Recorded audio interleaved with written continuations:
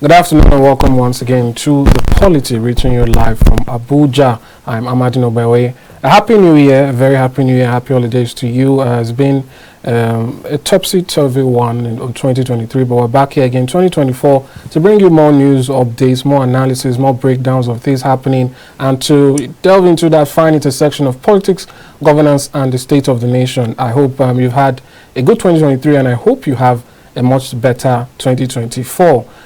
Speaking now, I know a lot of persons have begun to prepare and to make their resolutions and their plans and their projections. This is happening on a personal level for every Nigerian out there, every person, every human, and it's also happening on a larger scale, speaking about our community, speaking about those that we've elected to take control and take administration of things at the various levels of government, at the national, at the sub-nationals, at the local government, at the grassroots. These and more will be bringing to you.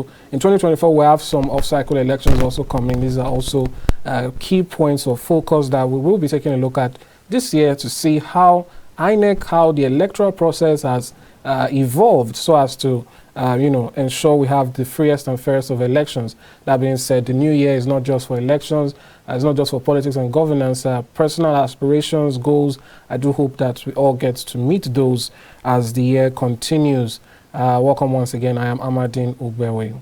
Now, before we delve into the matter at hand today, let's quickly take a look at the president's speech, his New Year speech to Nigerians, where he urged them to exercise patience and express his understanding for the pain of Nigerians. We'll take a look at President Tinubu's speech. When we return, we'll delve into the issues at hand. Stay with us. We'll be right back.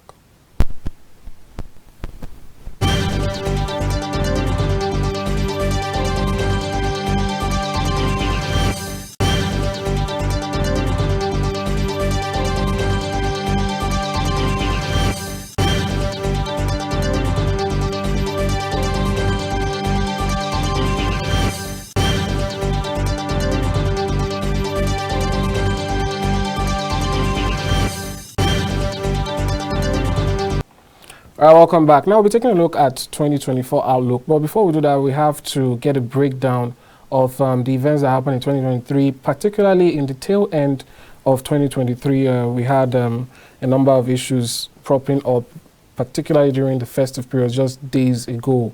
I've been joined in the studio now to discuss these issues bordering on the state of the nation, including the Plateau Attacks, the aftermath, what we're expecting from the government and the people who were unfortunately victims of these attacks.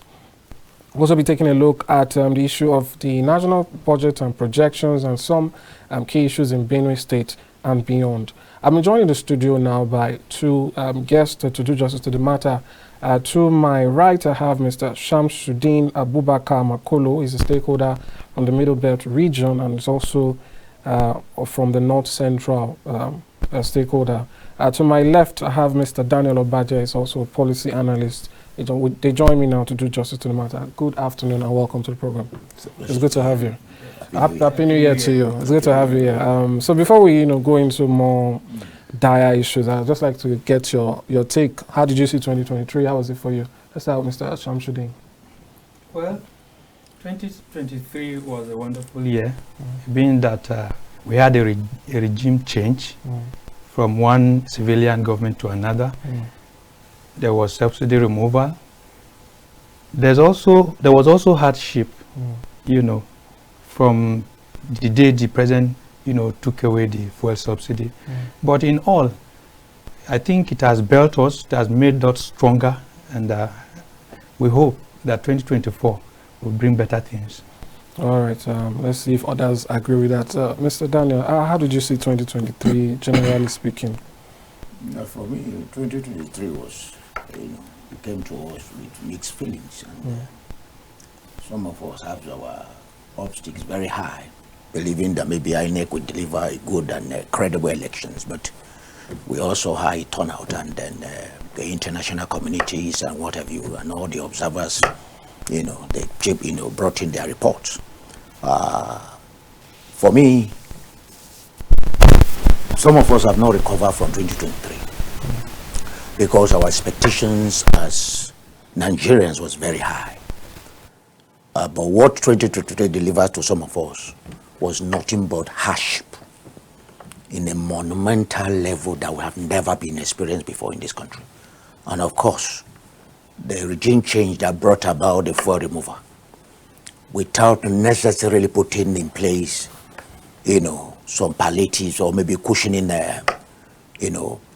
plans to alleviate the suffering of Nigerians. So for me, 2023 was like a year of so many mixed feelings. But we thank God, we are in 2024 now. And that is how resilient Nigerians are. In the face of all challenges and difficulties, Nigeria always come back. And that is why we are here. But before I go further to even, talk more about 2023, my brother, I want to use this opportunity to say Happy New Year to all Nigerians, wherever they may be. Both those ones that are in diaspora, and of course the less privileged in our midst, who have to go out there and look up on, maybe well-wishers and civil, NGOs and what have you to have their daily needs met. I say Happy New Year to all of them. And again, Happy New Year to our elder statesmen and our past leaders. And if you permit me, I will mention about maybe one or two of them. And those ones I'm going to mention will be a kind of a representative of the rest. Because in our community, in our nations, we are true symbols of African morals and discipline. We respect our elders. And I will say Happy New Year to our former president in the person of Olusegun Aremu Obasanjo, person of the gentleman from Taraba, General Tiwe Danjuma, Dr. Clark, who always put it out there the way it should be said. And that is how you build a nation. We can't all be on one side. So I said, Happy New Year to all of them. And I say Happy New Year to all our past leaders. The person of IBB, General Gowon, and of course, Goodluck Jonathan. Happy New Year to all Nigerians. Of course, our spiritual fathers in faith, both Muslim and Christian. Happy New Year to all of them. And of course, particularly to our mothers. We tell the mothers of Nigeria, we will not be here. And of course, in particular, the youth of Nigeria that are resilient, committed, and then resolute in their demand for better governance. Happy New Year to everybody. Thank you. Thank you so much, Mr. Daniel. So from there, let's just delve into the issues straight. You already mentioned that you've not really let go of 2023. And so let's start with some of the latest happenings just before we came into the new year. The attacks in Plateau. Yeah. Initially, we had attacks in the Bokos region in Plateau State. And, there are various reports. Yes. It's very hard to pinpoint exactly how many, but we know that dozens of people died. Some reports have it at 200, some have it at 100, some have it even beyond, and so on and so forth. And it has even gotten to the international scene now. I'd like to get your thoughts on, how you saw that attack and what you think could have been done differently, particularly with the fact that there was prior warning apparently before the attack happened. Thank you very much.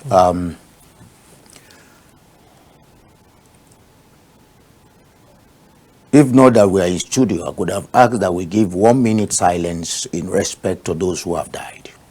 You can do that. Thank you very much.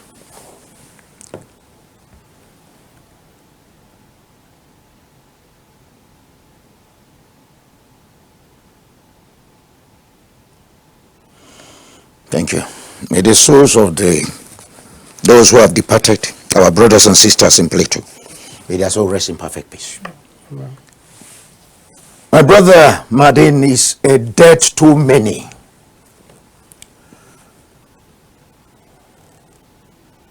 It is only in this part of the world that we don't value life. And the Holy Scripture that I practice make me understand that one life matters. And it's so sacred that the Creator himself, who made mankind, valued mankind to a position where after creating everything, he gave mankind the authority and power to represent him on earth.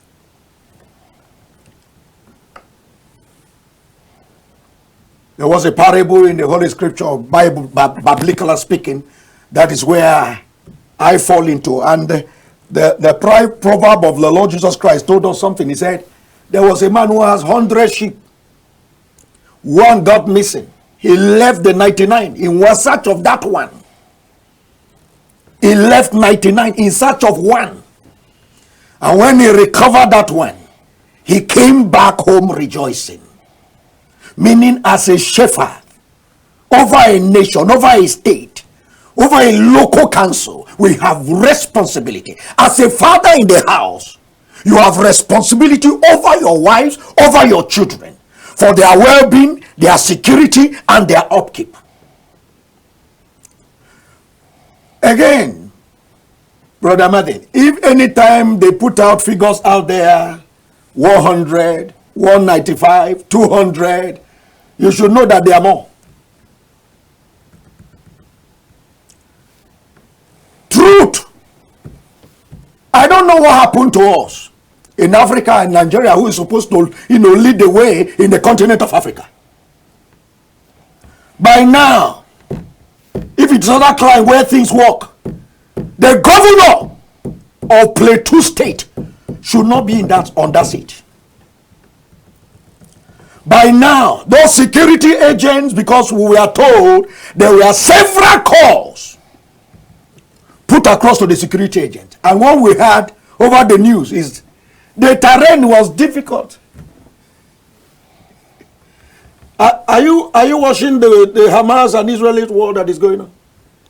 Before their armored tanks can go into the tough soil and tough terrains of Palestinians, you see how they go in with bulldozers.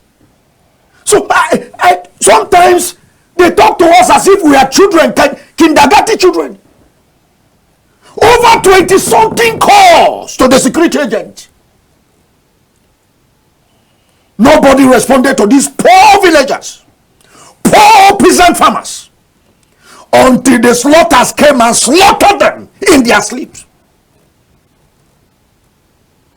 My brother, it is enough pain for a man to be subject to abject poverty and penury. But it's more agonizing and more painful when you are going through that process of pain, hoping that your nation will secure you and give you a hope of a better future. But what you get is death that can never be replaced. The governor, by this time, if it's all that climb, the governor should have been gone. Of course, the security agent within the houses, all of them, they have no business being there. Of course, the commander of the units that was called, they have no business being there. And in fact, to even insult us, the IG went to the state, met with the governor and said, because I'm here now with the DIG operation, I'm here with this, I'm here with that, the commissioner is on ground. We are going to form, I had them say they will form another tactical group or whatever to tackle such problems in Plateau, and they require all hands to be on deck so that this will not repeat itself again. How many times are we not tired of condolences in this country? Are we not tired? And you think the life of those men, those women, those children that died is not as valuable to God as the life of our governors and ministers?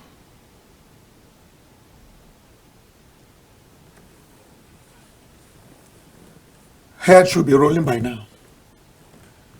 And because we don't have morals, we don't have shame, I will put it in that strong term. We don't have shame. If I'm the governor of Plateau, this moment I'll be tendering my resignation that I have failed the state.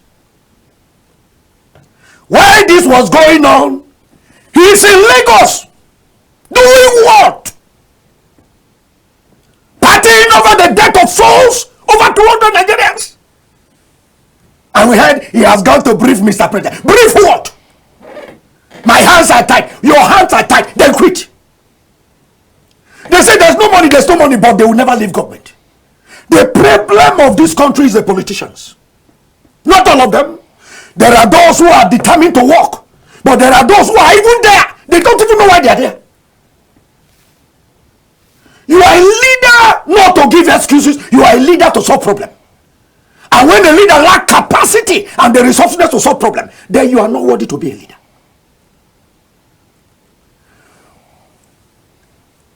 In 1999, when this democracy was delivered to us, we had the person of Obasanjo, the former president. My brother, the man said, I don't know it all. Him and his team and Natiko, they went to work and they went shopping for the best brains in Nigeria. That is why we got the likes of Amina, who is the head of MDGs then. Then we got people like Okonjo-Iweala, the Minister of Finance. And look at the human job they did there. And what Baba did, you see, after the executive council meeting, they have what they call kitchen cabinet of Mr. President. These are people who scrutinize all decisions and policy statements and policy documents of governance. And one of them is look at one of them, the product of the governor of Kaduna State, in the person of Obasani. You can see that the tension in Kaduna have doused down. You know why? Because Obasanjo is doing something differently from what his predecessor did. There was no day that Kaduna was not in the news in the time of El-Rufai. If not because of the mishap that happened between the army and the civil populace there. Have you heard anything? Anytime they said we're kidnapping and killing and everything is going on in Kaduna again? What even amazed me this period, the governor left his domain and find himself among the southern Kadunas in the church, a Muslim. That is how it should be. We are one family, descendant of Abraham. But when these politicians, they want to get vote or they want us to fight, we will fight and they enjoy the proceeds of our fight. Look at what Obasani is doing in Kaduna. Look at what the governor of Zamfara is doing. Investing into education. Look at Sokoto. My brother, when they talk about palliative after removal, that's why I say that. No, then let us go back to 2023 because it was a nightmare for us, some of us. They said they're going to give us palliative. They have removed fuel subsidy. The governor, in fact, sometimes too much book in this country or too much learning. I don't think it's a problem. Soludo, the governor of Anambra, was the one that led the governor in, briefing press in Villa, telling Nigerians that, look, we have our palliative arrangement. We have our own social register. That the way it was done before under Buhari regime, they don't know who are the vulnerables in our mix. Mr. President, the 5 billion should not be given to anybody. Let it be given to us. Or you can space it in 2 trenches or 3 trenches. So yeah, they gave them 2 billion each, inclusive Abuja. Bro, multiply 2 billion times 27. That gives you 74 billion. I tell people, I said, every time we shout, we say president, presidency, presidency, presidency. Tinubu is not our problem. The presidency is not our problem. The focus of you medias and everybody is always on Abuja presidency. The governors are our problem. The governors of the sub-nationals, they are our problem. They took the 2 billion. Do you hear any palliative in any state? In fact, I will not mention a state. When they sent the rice there, they said even they shared it with Tutu Mudu. The locality there will not get anything. Tutu Mudu. It's a 21st century. World-class economy have been built. Technology is going. We have artificial intelligence. The world is thinking global, providing solutions. Let me tell you, Nigerians are the best anywhere, even home and abroad. But our leaders don't believe in us. They don't invest in Nigerians. If they do, 4 billion, my brother, because 70 billion naira has become 10 naira. But for us, who have not seen that kind of money, billion matters to me.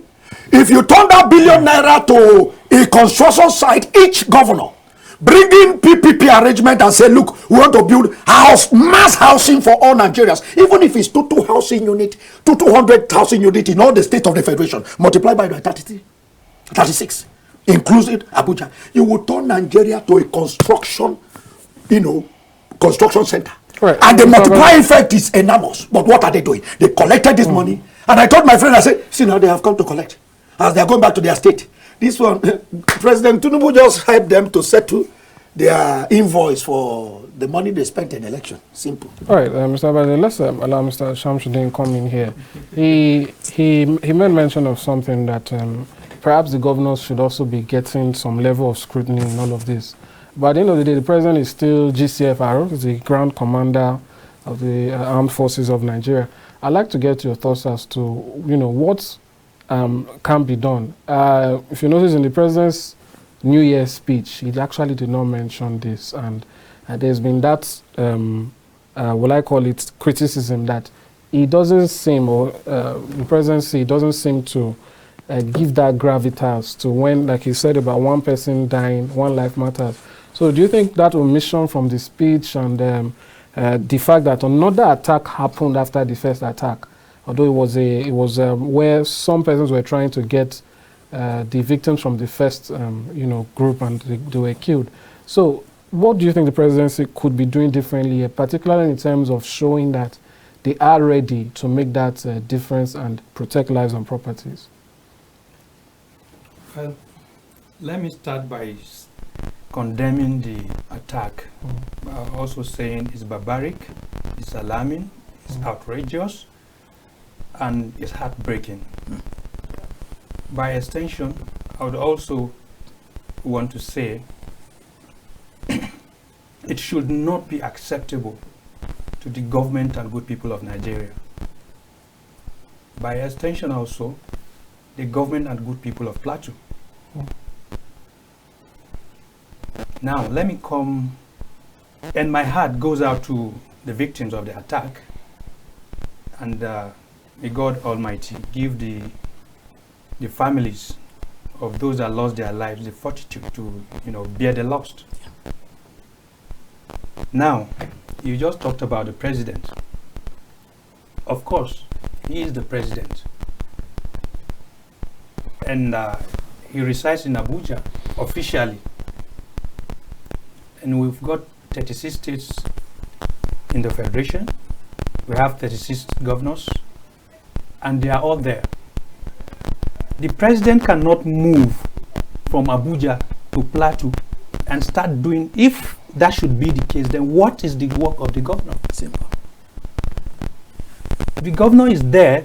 I would have even apportioned, part of the blame to the local government chairman, but with the local government system we are running in Nigeria today, you can't mention any local government because they do nothing on their own. They don't have a system. The governors are everything in the states. So anybody who blames the president for what's happening in any state should, think twice and be fair. But all the other past presidents have taken the blame, don't you think? No, it's traditional, it's normal. But then also the president is the only one who has the control over security. The governor can't give any security operatives orders. This has got nothing to do with having control over the security. The state governor, has he written any proposal, or even like my brother said, after the attack, what has he done? Has he called, like a conference, or is he trying to work in any way with the civilians, with the local? I heard somebody mentioning that we know them, we know their faces, we know their names. That's enough for you to get whoever is involved in this. So it's not something that this is life we are talking about. Everyone deserves to live. We all deserve to live. And if you see the area where these people are living and how they are living, they are living in the lowest ladder of the society. The houses they are living in, a kick will bring down the door. So what are we talking about?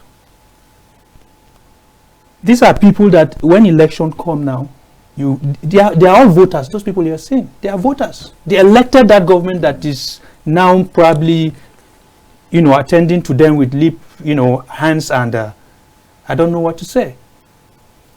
So if anyone is trying to mention the president in this attack, or no. The president will do his own bit, no doubt about that. But that's why the governor is there, to feed the president with the information and what needs to be done. But, and if the perpetrators of this act are not being brought to book or dealt with decisively, to serve as deterrents. Of course, you know we've been having this, not today. And it's because people are not being dealt with, that's why we're still having this. People are sponsoring people. People are, sending people to do this. And they must investigate to a logical conclusion to ensure that people are brought to book. Else, we are not going anywhere. And this will keep happening. All right, I think the question now would be what the governors have been doing to try and ameliorate this. But that being said, I'll just read something recently. The Chief of Army Staff, Lieutenant General Taurid Lagbaja, has said that we can't allow Nigerians carry arms for defense. It will amount to anarchy. And I know you're from the North Central. Yes. This is not news to you. Particularly the attacks that we're seeing. It's the issue here, or why a lot of people tend to, at the end of the day, put the buck at the desk of the president, is that he's the one in control of the armed forces. And there is supposed to be an element of intelligence and gathering and exchange within the Nigerian army, the NIA, those persons who are in charge of national security. So the question people usually have is that every Christmas period, there is always one form of attack or another. So it is not like it's unknown, we did not expect it. It's as though the people themselves know that every Christmas, Mr. Obaje said something about while they slept.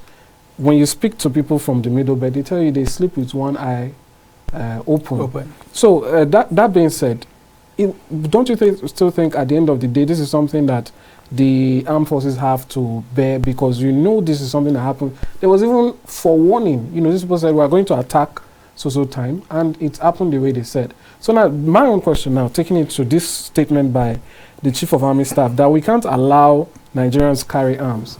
There's this agitation that is ongoing now about people coming together and finding ways to defend themselves. And we've seen the army actually crack down on that in the past, where victims trying to rally around, they are the ones who the army comes upon, arrest them, takes them away that they shouldn't bear arms. But they keep dying every day. So should there be a middle ground, another solution, something akin to what we're seeing in the southwest states for some level of protection? Because these days people will mention that northern states have very large landmass, and that soldiers might not always be able to. So should it be a consideration instead of this outright dismissal that it will not be allowed? Well,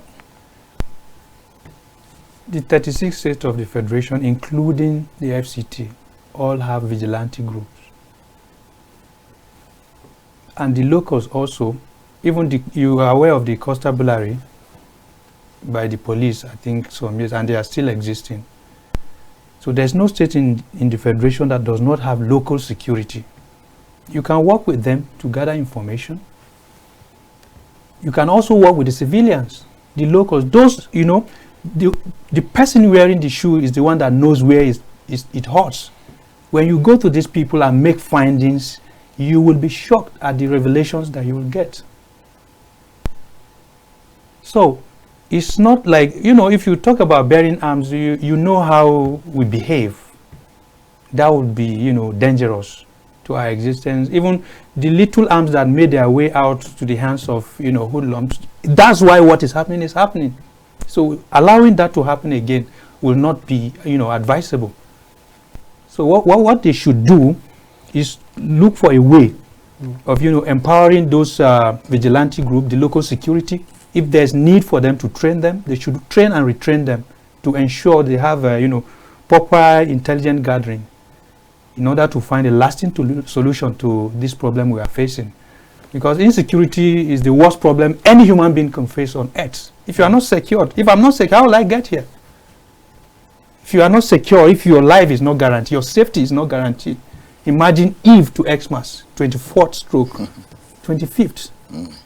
When you're done preparing, killing your chicken, your goat, everything is set to rejoice the next day. You died that night. Not just a natural death, but someone came and, took your life. So nobody, would want to live that kind of life. And that's why there's so much, cynicism in the air. You understand? Within the populace. It's not just within the plateau, maybe the next community. You are not sure of what's going to happen the next. Even the people you have attacked now, some people survived. You don't even know what they are thinking. So So there's need for serious reorientation. It's not even by No. There's need to call people. Let's keep talking. Let's talk. All right. Let's dialogue. All right. So at the end of the day, I think there will still be a lot of persons who want the president to do more. I'll just read some tweets. These are tweets from 2014. They're coming from our president now. At the time, he wasn't the president. This is his official account. He says, the slaughtering of Christian worshippers is strongly condemnable. It calls to question the competence of Jonathan to protect Nigeria. That's coming from President Bola Ahmed Tinubu. He wasn't the president at the time. Another tweet from 2014. On matters of security, the buck stops at the president's table. Like in other countries, Jonathan is chief security officer. Stop Boko Haram. And we'll take one last one. My heart bleeds for our people and the country over the deaths in Yanya. A government unable to protect its citizens deserves to be queried. You know, this was President Tinubu doing the work of opposition. Now he's the one, like he said, stops at the buck stops at the president's table. He now is the president. What do you think you can do, a response that will give that sense of hope or renewed hope, as he calls it, to the people, that will give them the impression that, yes, the president has taken up this matter and we will be rest assured we are no longer worried? I'm not a bearer of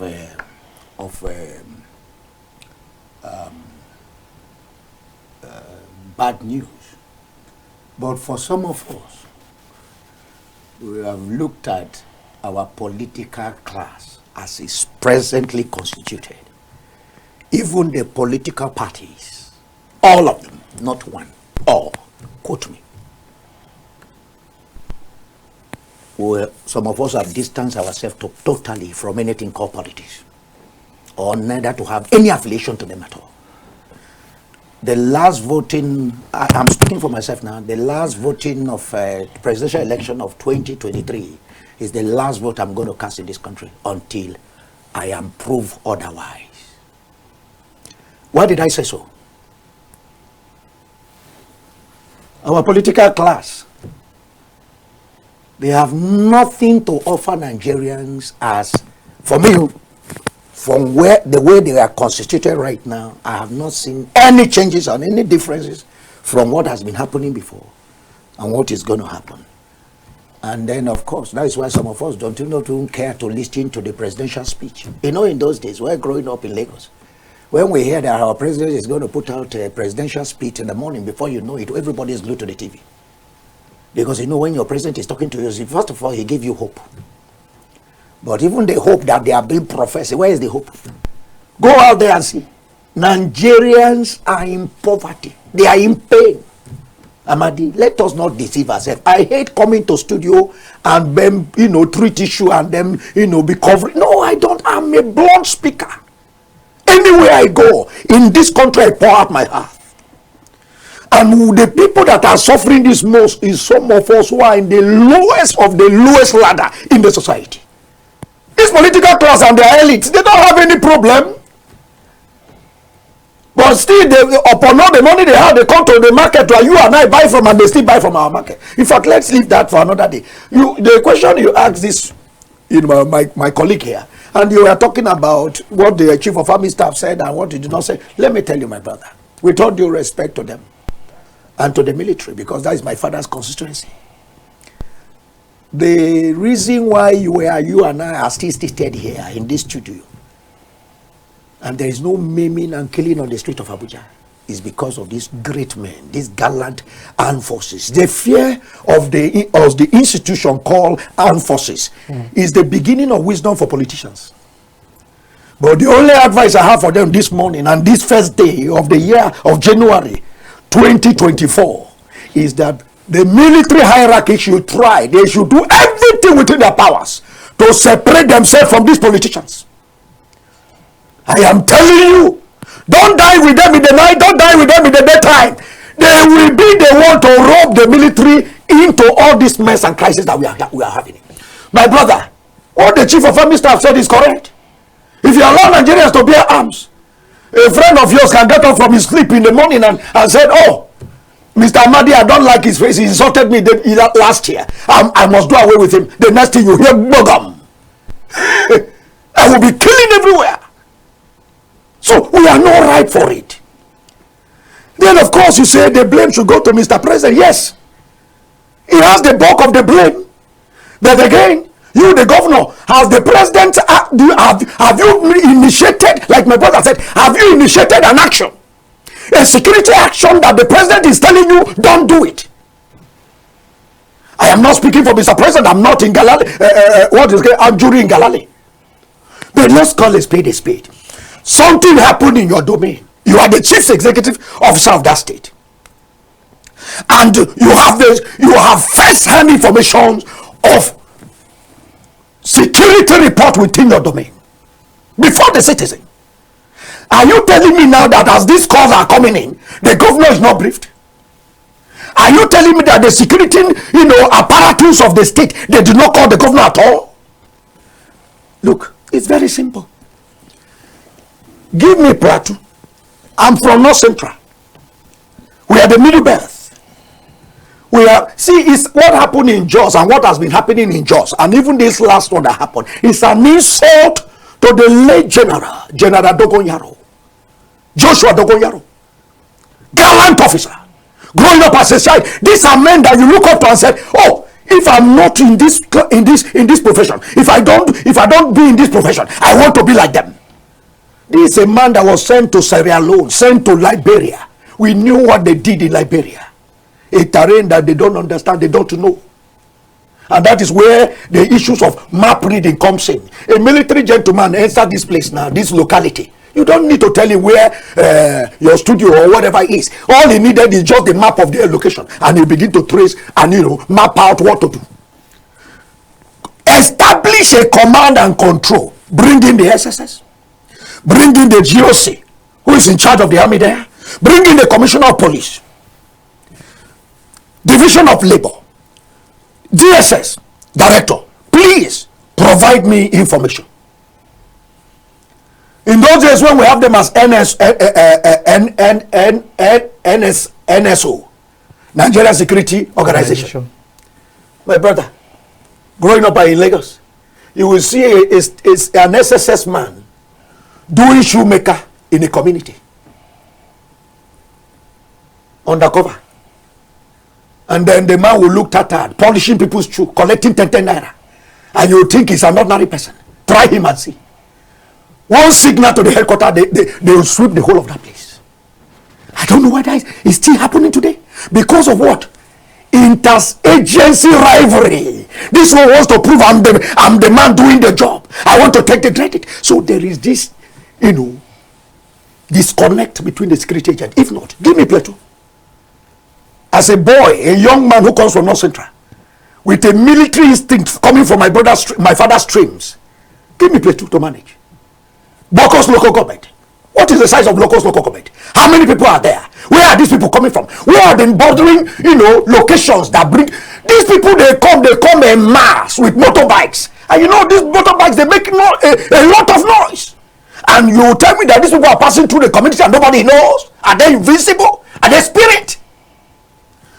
Director SSS, please, I need all the information I need. Put your eyes on the ground for me. Commissioner of Police, let there be a standby, quick response team. They came to collect 2 billion to the state. How much is a quota? Surveillance of the quota. How much is a quota? That can pick people from Jos Central and drop them in Bokos. Quick response. Then the governor is telling us, my hands are tight. I don't know what to do. I'm going to Mr. President to go and brief him. Of course, what do you expect? The PDP were there. APC shouted, PDP. They have stolen all Nigerian money. They have done this. That is why some of us are saying in our local palace, and we continue to say it. Look at the debt, ways and means from CBN, foreign and domestic debt from banks and from foreign institutions is amounting to how much now? 87 point something trillion naira. If I have my way to Mr. President, I will tell him don't borrow any money anymore. Why will you go to borrow? Say the continuity in government, okay. The man that flashes an aeroplane that Nigerian Airways is bettered and overnight the airplane disappeared back to Ethiopia. Call him now. Mr. Man, the money you use for the aeroplane that we didn't see, bring it. The former Accountant General of the Federation, we were told 100 and something billion is missing. Up to today, we have not heard about prosecution. And what they do, EFCC, plea bargain. Yes, I agree, I took 10 naira. But out of the 10 naira, I can release to you 6 naira and let me keep. Is it your money? The Chinese, we are told that when they find out the corruption in their place was eating the deep and the population as boss is getting too much, they say, look, if you take 1 kobo from Chinese coffer, it's going to be a capital punishment. To today, nobody is stealing in China. Look at all the construction workers in China that you are seeing. The day Amadin, I was told that they are all inmates. I was shocked. Artisans, inmates, trained to come and supervise Nigerian engineer. My shehu, like Yorubas would say, supervise Nigerian engineers, highly qualified men in Nigeria, taking our jobs.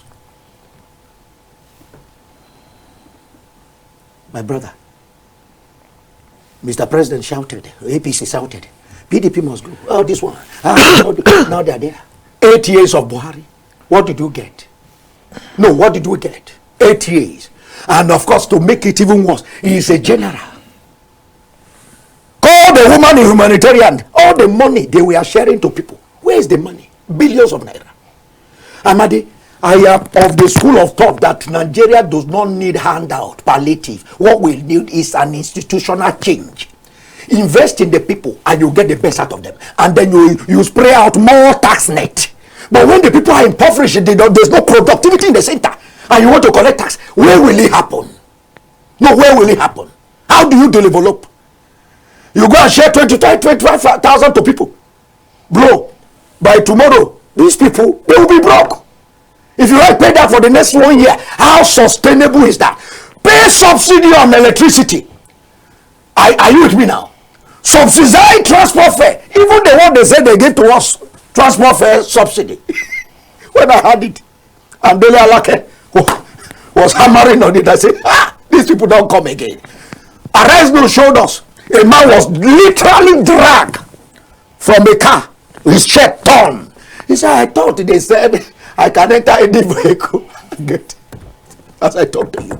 No Nigerian have called us or come to the air to tell us that, yes, I boarded the vehicle from Lagos, from point A to B, and that is what I get. Nothing.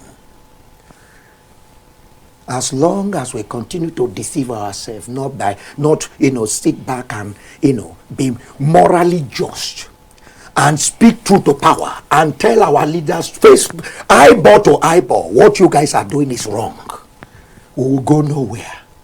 And that is why we find ourselves in this mess. So please, the general is speaking from the point of view of experience.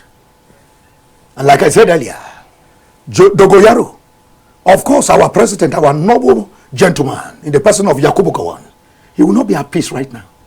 Jos, there used to be a peaceful town. I have been to Jos one time when the atmosphere was so chilly that ice were falling on the ground. Ice! That is our small London. If you give that place called the land called Jos to those boys in Dubai that are managing Dubai, where the elites are taking our money to today, Jos will become a Dubai of Nigeria. But I'm talking about Justice Tufana. Go to National Assembly. Have you been there lately? Have you been to the National Secretariat? The paint of the wall of National Secretariat is peeling.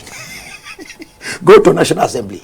You can't be proud to say that is your parliamentary house, even though they are doing renovation. You see leaders on some places littered everywhere. As I was coming to this studio now, I look around and I was just looking. I say, my goodness, Singapore, no natural resources. Because they are a gateway to other Asian countries in terms of port activity. Singapore is building one of the most magnificent hotel towers, 3 towers, with swimming pool on top, with a casino, one of the largest casino in the world. The day Nigerian government or partnership with a private sector will build that in this country, that means Nigeria is sold. And when you talk to Babangida, President Buhari's team, they will tell you, we did so much. We built the third mainland, the second Niger Bridge. Otukpo Eweto Road. The Lagos-Ibadan Expressway, we are fixing it. So we have done so much. And left us with humongous debt. Humongous debt that cannot be paid in one sweep. Our heart bleed. And if we grow up and we are still in this mess and we are still talking about hope for Nigeria, then we don't know what our children are going to face in the future. Because I don't see this present crop of politicians and their elites.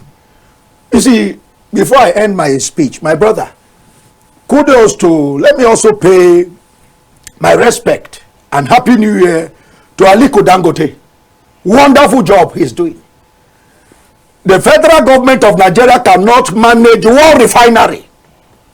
Aliko Dangote just built the biggest refinery in the world. Today, we have been told that they have delivered about three shipments of crude to him. Glory to him. Do you know that man, if by today he said, I'm not going to employ again anymore, or maybe he's go bankrupt, God forbid, the problem we are going to have on our hands in Nigeria, massive. Nobody will be able to come out of his house.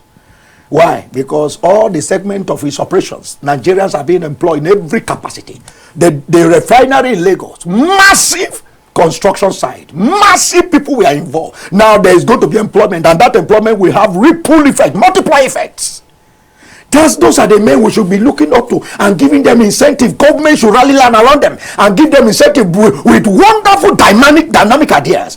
Then we talk about Otedola, wonderful young man doing great things in the power sector.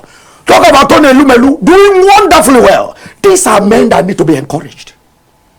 Not these are politicians. That's all they do. What is the budget for the year? That is the interest. The budget is also, how much am I getting? Well, speaking about the budget, let's talk briefly on it. But before we talk about it, you brought up the issue of the 50% cuts in fares during the festive period and yes. free train rides. Yes. So let's quickly take a look at a report now. We went to our Abuja station, we went to the train station in Abuja here to get the accurate account of things as regards that. So we'll take a look at that report now. When we return, we'll delve into the aspect of the national budget. Stay with us.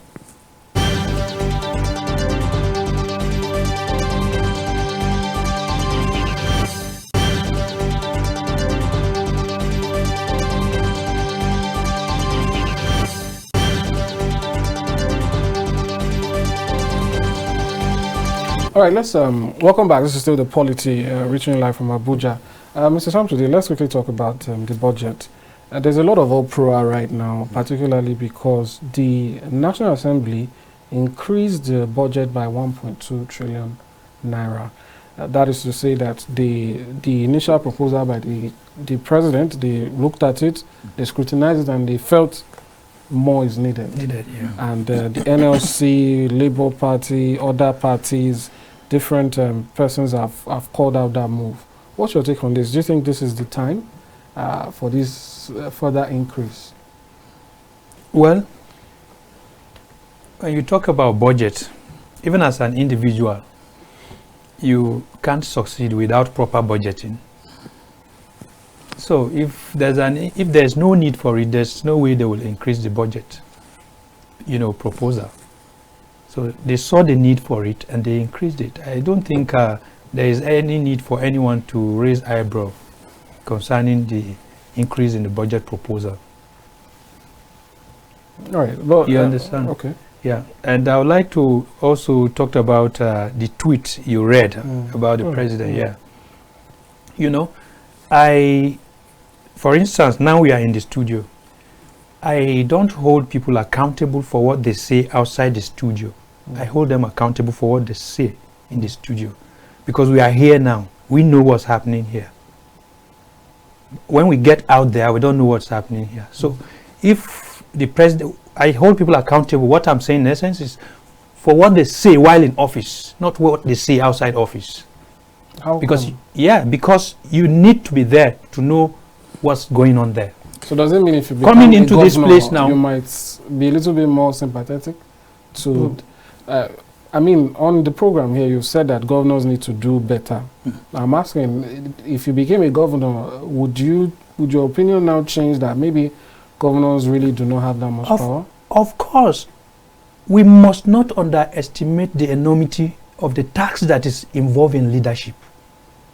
It's not an easy task. We must be fair to ourselves. It's very, very easy for you to say from the outside that we must be fair to these guys. And you would even, you will hear people like saying, I don't want to be in politics. I don't want to have anything to do with politicians. And it is the reason why you see those that you feel they are not supposed to be there are there today. If you are good, that you know what is right and what, then go into politics. It's a very simple, mathematics. You seek public office, you get it, then you dish out your own kind of leadership. We must be fair to these guys. But speaking about that, these are the comments they make in the quest to take power from those who they feel are not. Every other day we've been hearing that you have to pray for the president, you have to ensure he's successful, which is true. Yeah. President, not about having to pray anyway, but about him succeeding in his job is good for all of us. All of us, of course. Yes, but that being said, if you take a look at those tweets, he referred to the president then as, with his name, Jonathan, repeatedly and so on. So the question I'm making now, or what I like a clarification on, is that when politicians are doing these things, they are saying, this is what is on ground, I can do better. Shouldn't they be held responsible that, well, you told us you could do better, that is why we chose you to come here. So can we now say, okay, now you have it, well, maybe it's because you didn't know. You spoke very confidently when you were campaigning. And take note that this is from 2014, which means we've already had 8 years in between of a presidency which he supported.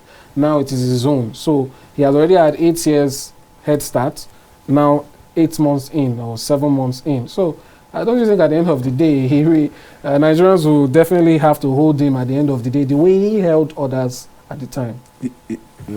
Please, I want to, I know you asked my brother this question. Before he land on your thought, there is something you said that I beg to differ. My brother, leadership is all about provision of solution. What is somebody like Dangote? I mentioned Dangote just now. What is Dangote doing differently? Which magic is he doing that today he has the largest refinery built, not in his own state, in Lagos State, the commercial nerve center of Nigeria? Can't we learn from Dangote and do things differently? My brother, what I will agree with you, that maybe if you say that, and I will agree with you, is some of them, they don't appreciate and even take stock and even do a kind of what we call visibility study or x-ray the kind of political terrain they are going into. If you want to be a councillor or you want to be a chairman of a local government council, and you have first and foremost arm yourself. In fact, it is the investigation you will do about the community you are going to lead that will give you, inform your decisions in terms of your, what they call it, manifesto. So your manifesto should be built in such a way that it will be towards providing solutions for the people. All right, so you should be first and foremost be armed with solution. Leadership is not to go there and go to the tea party. A tea party where you come and sit down and be drinking tea and be giving excuses. When Obama became president of America, you and I know what happened. The economy of America was in shambles. The man said, young men, it is time to go to work. And he went to work. Look at what you talk about issue. I don't want to take us back to security of Plateau again. Look at what happened in Boston. The suicide bomber in Boston. Obama was on his way out of America. But when the report got to him that Boston Marathon, there was a bomb explosion in Boston, you know what he did? He called off his trip immediately. Then the state police, the state county police, they went about looking for these young men. But because they don't have the resources and the capacity to, look at the video and all the shoots around that vicinity, federal police called FBI. They flew in and they took over the security of Boston. And what did they do? They shut down the whole of Boston. No vehicle goes in, no vehicle comes in, no human being goes out, nobody comes in. And they ransack with videos, with collections of videos on the street and even phones. They analyze them and they find the young man. All right. And Obama have to go to Boston to go and commiserate with the people just to like how many lives lost. All right, so let's allow Mr. Shamsudeen finish his thoughts. Please go ahead. Yeah, like he talked about, Dangote. Dangote is in the private sector. Look at that. It's very, very easy to succeed in the private sector than in the public sector. Oh my goodness. Yes, you own your company. You bring in the right expert that you want. You ask them to do the job the way you want it. You cannot, nobody, it will be out of place for you to compare what is happening in the public sector to what's happening in the private sector. This guy don't have capacity. If you don't have capacity, leave. Excuse me. If you don't have capacity to deliver your people, leave. Finish your thoughts so that Trump is one of the, one of the most successful entrepreneurs in the United States of America. But he became the president of U.S. What happened? He was unable to secure his second term. And that is to tell you he didn't do well in the first term. But to be fair, this is a comparison of private and government. Yes, that's exactly what I'm doing now. But the person we're speaking about in particular here has been a senator and he has been a governor. A governor of a state. No. I am trying. Governor of a state. No, I'm trying to make it clear. The fact that he said Dangote and no. You can't compare Dangote and what is happening in politics or in governance. No. Okay. Dangote is a businessman and he's running business and it's strictly business. That's it. Like I said earlier, you can never underestimate the enormity of the task of leadership. You can't.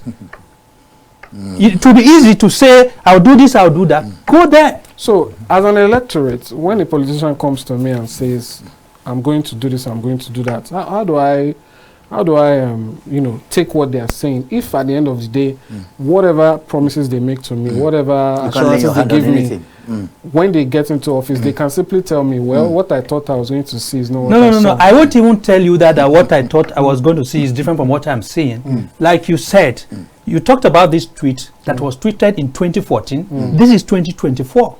A lot of things have changed. A lot have changed from then till now. This is a decade we're talking about. But the key issues is what I'm wondering if it has actually changed. Okay. A lot of things have changed, but has it changed that the final buck stops at the president's table, or that if such things continue to happen, it calls into question the ability of the president? Because that's what Asiwaju Bola Tinubu at the time was implying, that if these issues are happening, the president... Good luck, Jonathan has failed. He has no business being there. He should leave. It's as though now there's a narrative now that the same thing can happen now, but then the president shouldn't now be the one to take the full blame. That's the message. It will also, be unfair to compare the insecurity at the time of Goodluck Jonathan to the insecurity that we face now. Either we like it or not. No. Let's forget about blame now. What I'm trying to drive a point now, that work is going on and people are achieving results. Nobody, if you were in Nigeria in 2014, 2013, you will not compare the insecurity then to what we are facing now. At a point, even on the street of Abuja, you can't move freely. How many communities were taken over in Borno? People traveled up to Borno, up to even Chad now by road. But don't you think this is why people voted differently? Yeah, and that's why I'm telling you now that things have changed. Things are changing. For the better? Yeah, of course. Things are changing. I don't know. I don't know if the numbers... Even in the plateau that you're talking about, these are villagers being attacked. During Jonathan, there was an attack in Georgetown, bomb explosion that killed over 100 people. So you can't compare the insecurity then to the... let's just be fair. I don't like being, sentimental when I talk on issues like this, because every life matters. But whatever the case, I think what I personally wanted to understand is the president's response. It's a New Year's speech. Don't you think at the very least there should have been a mention just to show that, because he spoke of the economic aspects, spoke on fuel subsidy and all of that. Yeah. And, there could have been some of these persons, the ones who have access to television, just hoping to hear something from him. And he has made mention of, people, take for instance, when the thing that happened in Kaduna happened, where some villagers were killed accidentally by Nigerian recently. government. At the time, the president was in Dubai. I think he did come back, but there was another head of state, I can't quite recall now, who also was in Dubai and there was an attack in their home country, and they had to cut their trip short. So I think the question now is really, what kind of response can we be expecting from the government? Because if you think about it, when these tweets were made, then President Jonathan would go to these places, and there will be questions about what is he going to do. It has already happened and so on. But then it kind of gave the feeling that, well, so that's what I really want to understand. That reaction. Take for instance, if you want to go by just social media, when this thing happened, people were waiting on the official handles to speak. And some of those handles ended up tweeting about birthdays or tweeting about some things before they finally got that is to the priority. The life of Nigeria does not matter. Take for instance, the national. Okay, let's not go there anyway. But the question now is just that response that will make the whoever it is, a victim, a bystander, especially to disabuse people of the notion that they need to arm themselves, so that when they see that, well, the president has, wow, he's really, shaking by this matter or whatever, it happens. So I'm just wondering, that response, are we getting the best that we could possibly be getting? Is it quick enough? Is it empathetic enough? Is it far-reaching that can quell people's tensions and say, we're in safe hands? Well, I wouldn't want us to, keep comparing this administration or this regime to that of Goodluck Jonathan in terms of security, because you said if it were to be Jonathan, he would go there and people would be asking, what is he doing there? You also know the worst bomb explosion in this country was that of Nyanya. And on that day, Jonathan was in Kano dancing, if you could recall. So, let's not just start a blame game. It's time to find solution. It's time to make suggestions. It's time to further proposals. I feel the pain of those that have died, and I also feel the pain of those that have lost their loved ones. Kids have been made orphan out of this. Women have been made widows out of this. And men have been made widowers. What I would say, if I'm in their shoe, how would I feel? Or if anyone who is living now is in their shoe, if you even live in that environment, how would you feel? Even if you are not attacked and you are alive now, you won't be able to go into your house and sleep with your two eyes closed. The point I'm trying to drive is, the government is working assiduously. No doubt about that. The issue of security is not everything you put in the public domain. And that's why I'm being very careful how I sound, because I am not a trained security expert. All right, just for the sake of time, I think we've flogged this issue very well. Yeah. Just your final thoughts, please, on the issue of the budget and your expectations. Mr. Dan, please. Well, like every nations of the world, the budget is a financial document that is being presented every year, to provide a guide of how the states spends and manage their resources. And when it is presented to the National Assembly, they look at it and do one or two plus or minus, and then they will now, pass it on to the executive for signing, and it becomes law. Some of us still have problems with the budgeting of Nigeria, because if you look at some of those documents that they present as budget, my brother, if you go there, you will find out that last year budget of a particular agency containing SUVs, containing utility trucks, containing laptop, will still find their way into the same new year budget. Then you wonder, does it mean that every year our agencies, they will change vehicles and then carry out renovations and buy laptop? The one they bought last year is bad now, so they have to replace. So the budget, the physical discipline of our budget is missing here. Accountability is missing. And of course, you know what the National Assembly do year in, year out. When Nigerians are complaining of how to eat, they're buying SUVs, 100 and something billion. If I'm not mistaken, they said it's about 150, 170 something billion per one. Multiplied by that 109 senators that we have, 300 and something, House of Rep members. empathy. All we are calling on our leaders to have on the people is empathy. If we are these people's shoe, what they are feeling and what they are going through, you and I were here. Emefiele showed us a granite pyramid in Abuja here. Rice pyramid. He told us, he said, the era of Nigerian importation of rice is gone. Where is the rice? In the days of granite pyramid in the north, you and I can feel it. In the days of cocoa pyramid in the south, you and I mean in the west, we can feel it. The oil bill came, we can feel it, and we are still feeling it today. Emefiele, the governor of Central Bank, brought, whether it's sand or sack or whatever he brought to Abuja, only God knows. And he told the whole world that Nigeria has come of age. We are going to be producing, we are independent now. By the time this rice are churned out to all the millers in Nigeria, there will be abundance of rice. The price will crash.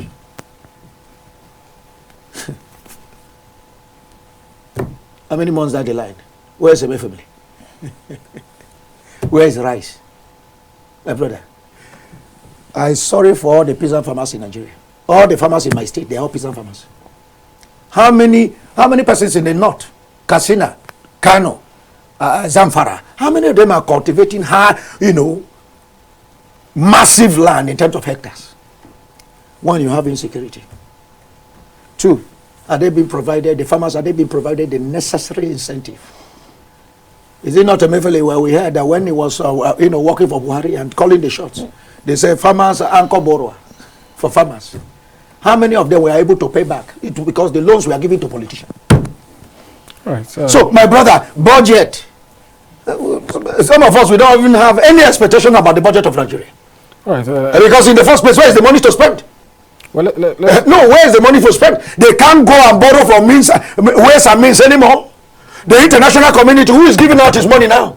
Well, that is actually so where is the money? One of the issues on ground and the issue of ways and means, but maybe we'll delve into that in another aspect. Your final thoughts in terms of the budget.